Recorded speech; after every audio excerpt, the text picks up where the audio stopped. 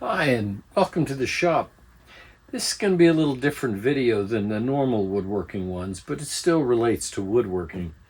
As you can see by the opening of this video, I have quite a large collection of canes.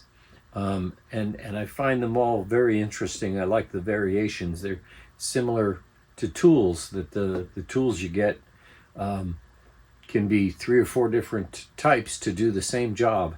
And these are the same. Some are walking sticks and some are canes that I have. The walking sticks and the canes, the only difference in them seems to be that canes actually served a real purpose to give you support, and walking sticks were really more for to show status. A gentleman would walk around with a certain walking stick when he was taking his daily walk around the park, I suppose. And I have a few here to show you, and then one that I've had to repair. So I'll bring these in a little closer for you to look at them.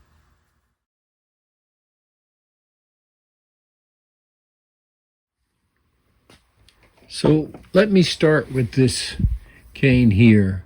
This is, I believe, called a lady slipper. Now, I am not an expert cane collector. I collect them because I love them, but I haven't done a lot of study on them. But it's believed, I believe it's called a lady slipper because of the way the top of it sits and looks like a lady slipper. This one here is attributed to Elizabeth Barrett Browning.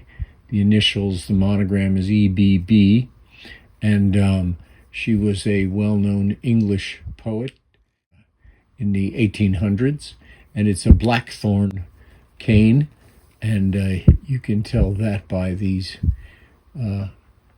pieces of the stems that came out all over it. And supposedly the story of these canes were, and again, I'm not an authority, but was that the canes were on the blackthorn bush, and this bend in it, they would take the tree and they would bend it back over and tie it off so that it would grow in this shape, and thereby not have to worry about cracking this and bending it. Now, whether that's true or not, I'm sure some cane collector will come along and either correct me or suggest that I might be right. But that's a blackthorn cane. I've had it for over 20 years easily. So let me set that down. This next one is a walking stick, and you can see that it's monogrammed. It's written the name of the owner of it, and it's a gold-filled head with beautiful engravings, and it's very fine. You can see by the size of it, and a beautiful, I believe, cherry, but I'm not totally sure of the wood species. And as I say, it's a walking stick. And when I was moving out of New York years ago, a woman who lived across the street from me had an old Chrysler, 1920s Chrysler in the garage, and she still drove it, and she lived in the house she grew up in, and it was her father's house. And when I went to say goodbye to her, I saw this cane sitting behind a door in her home and admired it. And she came running out to my car, which was packed up and ready to go, with this cane and gave it to me.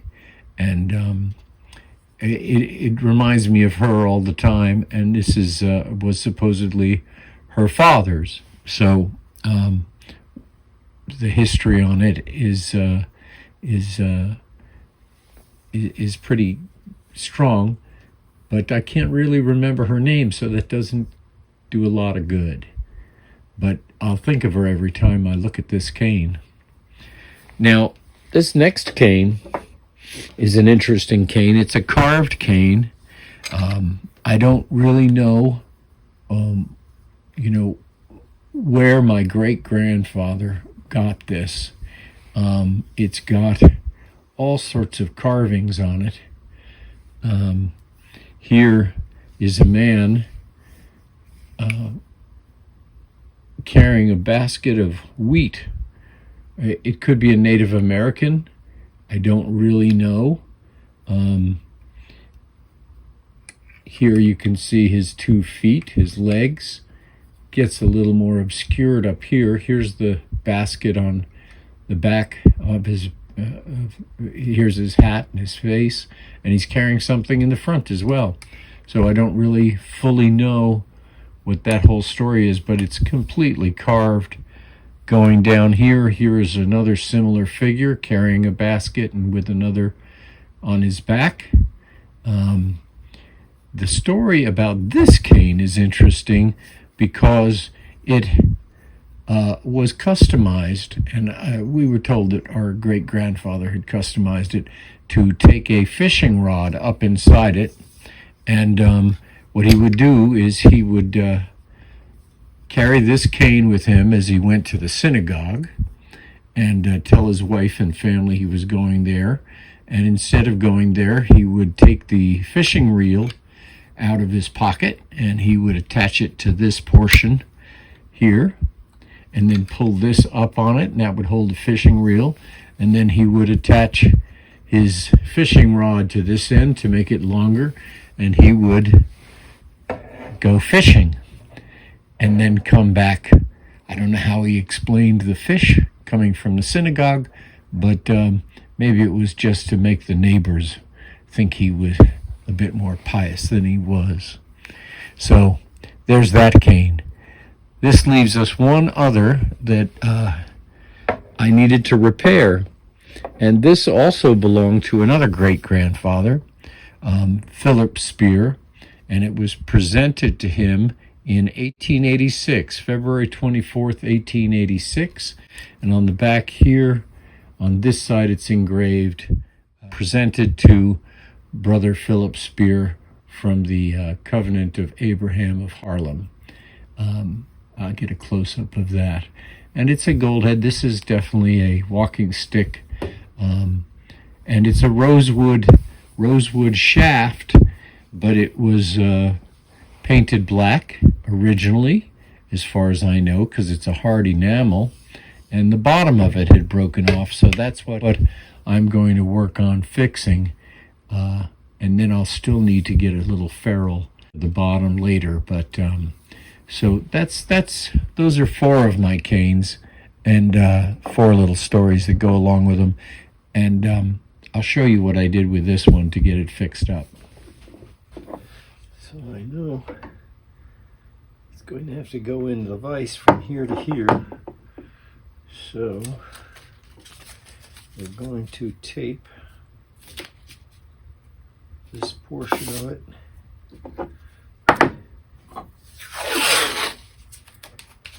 this portion of it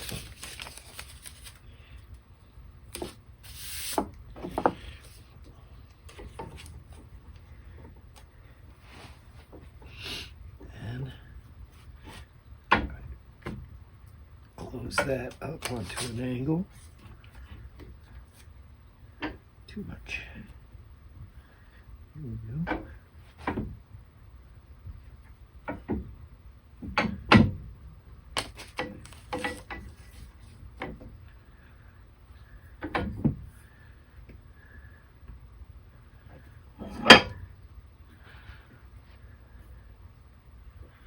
That looks good. Now,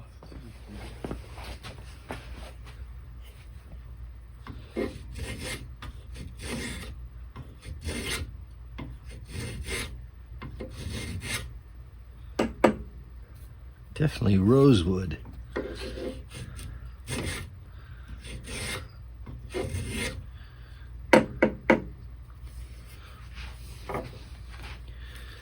Now it's flat here, but it twists here, so I've got to take more on this side to get it to that base.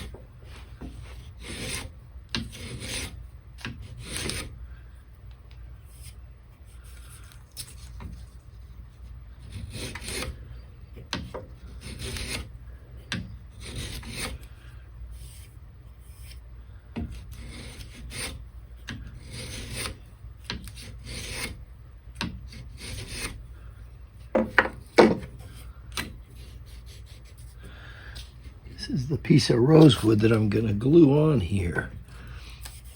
That's looking nice and flat now. I think I'll do just a hair more.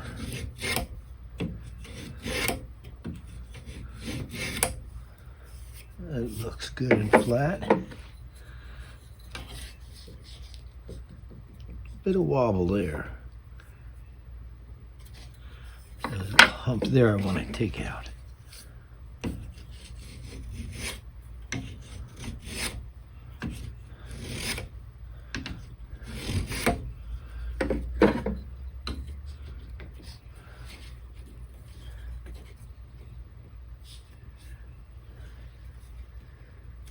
That's nice. To make sure this surface is going to match the board that's going on there, I'm using that board and a piece of sandpaper just to work that area. And that way, that board is going to sit nice and flat there.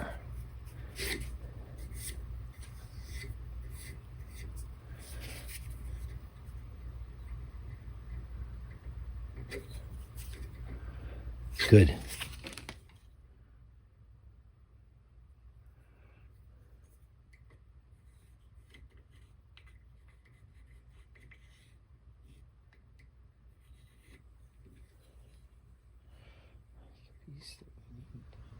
So what I've done is I've put these two clamps here to help keep it up on the bench for me to clamp down here.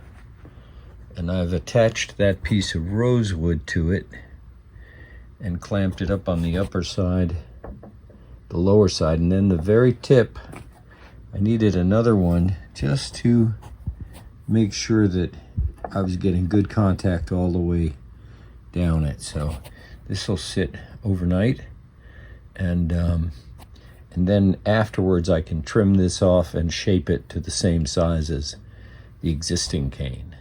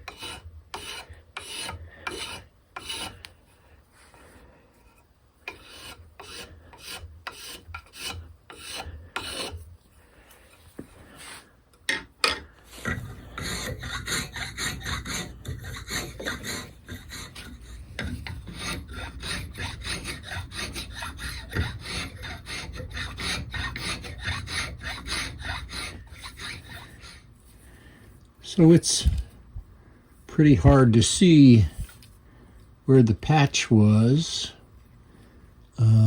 smoothed out, and then I gave it a light sanding and then painted it like the rest of it. And I still need to put a ferrule here. There's a little bit of a ridge right here, and so from that point to that point will be the ferrule, and that will finish it up. And it can go back into the collection and then be handed down to the next generation.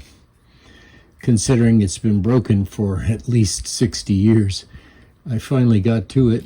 I think it looks good. So I'm just giving it a final cleanup with a waxing, and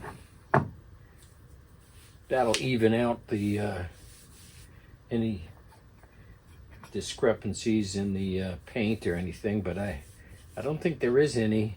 It looks good, so pretty happy with that. And hope you enjoyed the video. I know it's not the typical tool one, but I tend to do these videos about whatever it is that I'm having to work on at the time. So that the cane came up, and so there's that video. I hope y'all enjoyed it anyway, and hope to see you again soon. Until then, take care of yourselves. Stay strong, and try to get along.